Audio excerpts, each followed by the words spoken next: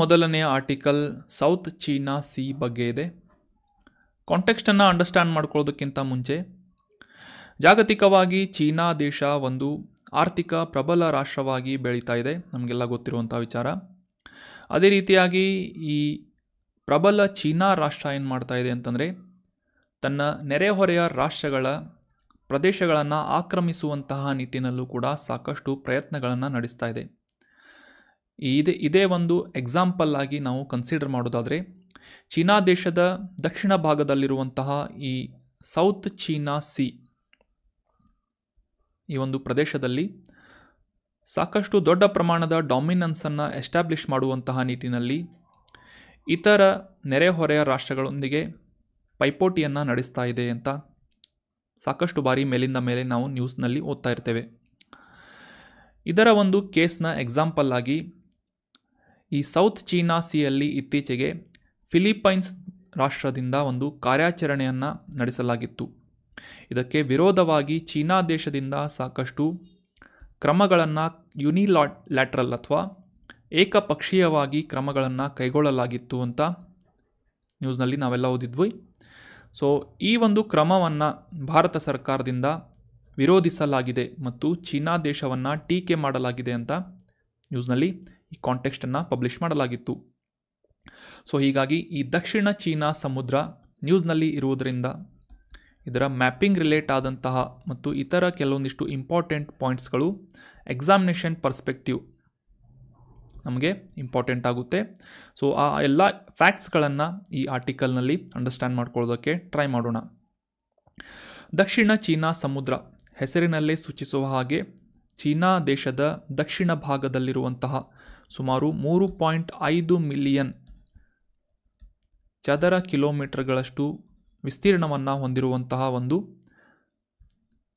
Pacific ಮಹಾಸಾಗರದ ಪಶ್ಚಿಮ ಭಾಗದ ಒಂದು ಪ್ರಮುಖವಾದಂತಹ ವಿಂಗ್ ಆಗಿದೆ ಅಂತ ನಾವು ಅಂಡರ್ಸ್ಟ್ಯಾಂಡ್ ಮಾಡ್ಕೋಬೋದು. ಈ ಮ್ಯಾಪ್ನಲ್ಲಿ ಕೂಡ ಕ್ಲಿಯರ್ ಆಗಿ ಅಬ್ಸರ್ವ್ ಮಾಡ್ಬೋದು. ಆಗ್ನೇಯ ಏಷ್ಯಾ ಭಾಗದಲ್ಲಿರುವಂತಹ ಒಂದು ಪ್ರಮುಖ ವಾಟರ್ ಬಾಡಿಯಾಗಿ ಕೂಡ ಈ ಸೌತ್ ಚೀನಾ ಸಿಯನ್ನು ನಾವು ಗುರುತಿಸ್ತೇವೆ. ಇದರ ಪ್ರಮುಖ ನೆರೆಹೊರೆಯ ರಾಷ್ಟ್ರಗಳು ಯಾವುವು ಅಂತಂದರೆ ಚೀನಾ ದೇಶ, ವಿಯೆಟ್ನಾಂ, ಮಲೇಷಿಯಾ, ಇಂಡೋನೇಷ್ಯಾ, ಬ್ರುನೈ ಮತ್ತು ಫಿಲಿಪೈನ್ಸ್. ಈ ರೀತಿಯಾದಂತಹ ಪ್ರಮುಖ ರಾಷ್ಟ್ರಗಳ ಮತ್ತು ಇಲ್ಲಿ ತೈವಾನನ್ನು ಕೂಡ ಅಬ್ಸರ್ವ್ ಮಾಡ್ಬೋದು. ಸೊ ಈ ರೀತಿಯಾದಂತಹ ಪ್ರಮುಖ ರಾಷ್ಟ್ರಗಳ ಗಡಿಗಳನ್ನು ಅಥವಾ ಕರಾವಳಿ ಪ್ರದೇಶದ ಗಡಿಯನ್ನು ಹಂಚಿಕೊಳ್ಳುವಂತಹ ಒಂದು ವಾಟರ್ ಬಾಡಿಯಾಗಿ ಸೌತ್ ಚೀನಾ ಸಿಯನ್ನು ನಾವು ಅಬ್ಸರ್ವ್ ಮಾಡ್ಬೋದು. ಜಿಯೋಪೊಲಿಟಿಕಲ್ ಲ್ಯಾಂಗ್ವೇಜ್ನಲ್ಲಿ 9 ಡ್ಯಾಶ್ಡ್ ಲೈನ್ಸ್ ಅಂತ ಕೂಡ ಇದನ್ನು ಗುರುತಿಸ್ತಾರೆ. 9 ಡಾಟೆಡ್ ಅಥವಾ ಡ್ಯಾಶ್ ಲೈನ್ಸ್ ಅಂತ 1 2 3 4 5 6 7 8 9. ಸೊ ಈ ರೀತಿಯಾಗಿ ಆಗ್ನೇಯ ಏಷ್ಯಾದಲ್ಲಿರುವಂತಹ ಸೌತ್ ಚೀನಾ ಸಿಯನ್ನು 9 ಡ್ಯಾಶ್ಡ್ ಲೈನ್ಸ್ ಅಂತ ಕೂಡ ಕರೀತಾರೆ. ಮತ್ತು ಇದು ಆಕಳ ನಾಲಿಗೆಯ ಒಂದು ರೂಪದಲ್ಲಿ ವಿಸ್ತೀರ್ಣವನ್ನು ಹೊಂದಿರುವುದರಿಂದ ಇದನ್ನು ಕೌ ಟಂಗ್ ಅಂತ ಕೂಡ ಅಬ್ಸರ್ವ್ ಮಾಡಲಾಗುತ್ತೆ ಸೌತ್ ಚೀನಾ ಸಿಯನ್ನು. ಇದು ಸಾಕಷ್ಟು ಖನಿಜಗಳಿಂದ ಸಂಪದ್ಭರಿತವಾದಂತಹ ಒಂದು ಸಂಪನ್ಮೂಲಗಳು ಹೇರಳವಾಗಿ ಇರುವಂತಹ ಒಂದು ಪ್ರಮುಖವಾದಂತಹ ವಾಟರ್ ಬಾಡಿ ಆಗಿದ್ದು ಈ ಅಂತಾರಾಷ್ಟ್ರೀಯ ಸಂಪರ್ಕವನ್ನು ಸಾಧಿಸುವಂತಹ ನಿಟ್ಟಿನಲ್ಲಿ ಅದರಲ್ಲೂ ಕೂಡ ಮುಖ್ಯವಾಗಿ ಈ ಯುರೋಪ್ ಆಗಿರಬಹುದು, ಅರೇಬಿಯನ್ ರಾಷ್ಟ್ರಗಳಾಗಿರ್ಬೋದು ಮತ್ತು ಭಾರತ ಆಗಿರ್ಬೋದು, ಈ ರೀತಿಯಾದಂತಹ ಪ್ರಮುಖ ರಾಷ್ಟ್ರಗಳಿಂದ ಬರುವಂತಹ ಸರಕನ್ನು ಸಾಗಣೆ ಮಾಡುವಂತಹ ನಿಟ್ಟಿನಲ್ಲಿ ಈ ಸೌತ್ ಚೀನಾ ಸಿ ಒಂದು ಮಾಧ್ಯಮವಾಗಿ ಗುರುತಿಸಿಕೊಳ್ಳುತ್ತೆ. ಸೌತ್ ಚೀನಾ ಸಿಯನ್ನು ಕನೆಕ್ಟ್ ಮಾಡುವಂತಹ ನಿಟ್ಟಿನಲ್ಲಿ, ಸಂಪರ್ಕವನ್ನು ಒದಗಿಸುವಂತಹ ನಿಟ್ಟಿನಲ್ಲಿ ಪ್ರಮುಖವಾದಂತಹ ಒಂದು ಜಲಸಂಧಿಯನ್ನು ಕೂಡ ನಾವು ಇಲ್ಲಿ ಅಬ್ಸರ್ವ್ ಮಾಡ್ಬೋದು. ಮಲಕ್ಕಾ ಸ್ಟ್ರೇಟ್ ಅಂತ ಇದನ್ನು ಕರೀತಾರೆ.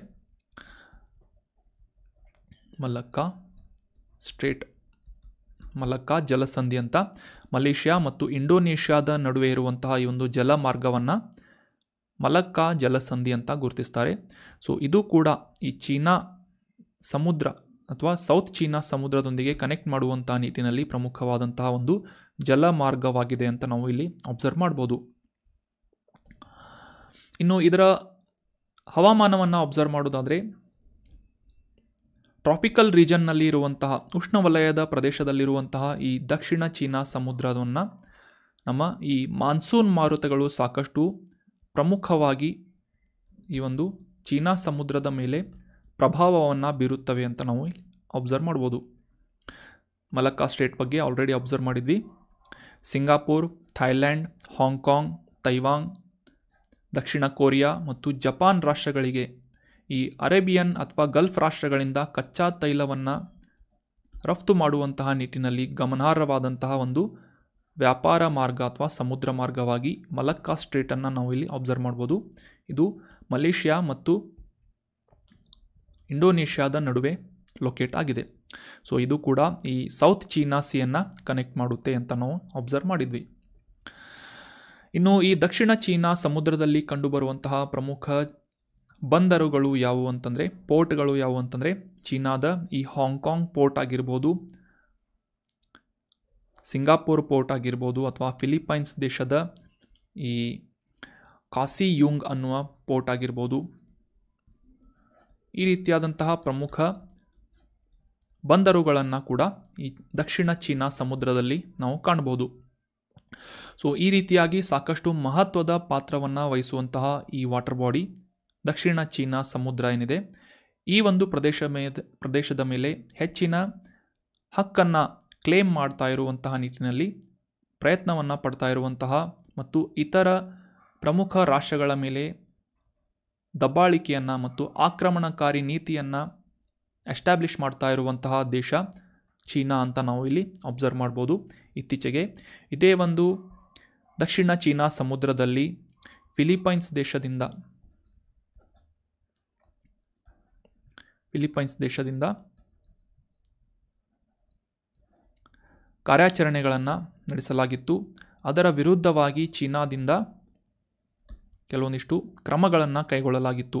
ಸೊ ಈ ಒಂದು ಯೂನಿಲ್ಯಾಟ್ರಲ್ ಆದಂತಹ ಏಕಪಕ್ಷೀಯವಾಗಿ ತೆಗೆದುಕೊಂಡಂತಹ ನಿರ್ಧಾರ ಅಥವಾ ಕ್ರಮಗಳನ್ನು ಭಾರತ ಸರ್ಕಾರದಿಂದ ಟೀಕಿಸಲಾಗಿದೆ ಅಥವಾ ವಿರೋಧಿಸಲಾಗಿದೆ ಅಂತ ನಾವು ಇಲ್ಲಿ ಅಬ್ಸರ್ವ್ ಮಾಡ್ಬೋದು.